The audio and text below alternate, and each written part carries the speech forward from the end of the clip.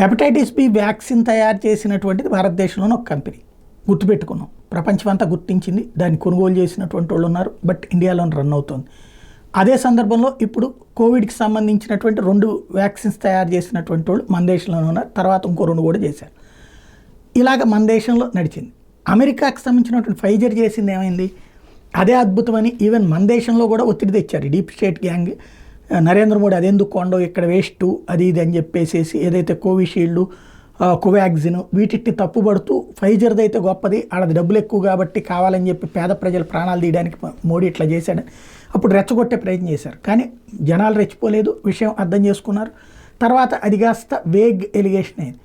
ఇప్పుడు అదే ఫైజర్ కంపెనీది వచ్చేటప్పటికి ప్రపంచవ్యాప్తంగా సవాళ్ళు ఎదుర్కొంటున్నటువంటి పరిస్థితి. ఈ ఫైజర్ లాంటి కంపెనీలు అక్కడ సర్వైవ్ అవుతున్నాయి. అదే భారతదేశం నుంచినో లేకపోతే కనుక ఈ వెనుకబడినటువంటి దేశాలు, అభివృద్ధి చెందుతున్న దేశాల్లో కనుక మందులో చిన్న తేడా వచ్చిందంటే వెంటనే బ్యాన్ పెట్టేస్తారు, ఆ సంస్థలు ఏడిపించుకు తింటారు.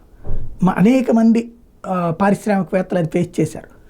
ఏంటి ఈ డిస్క్రిమినేషన్ అంటే ఈ వ్యత్యాసం ఏంటి అంటే అంతే, తమది తాము కాపాడుకోవడం. అలాంటి స్థాయికి మనం ఎప్పుడు ఎదుగుతామో చూడాలి.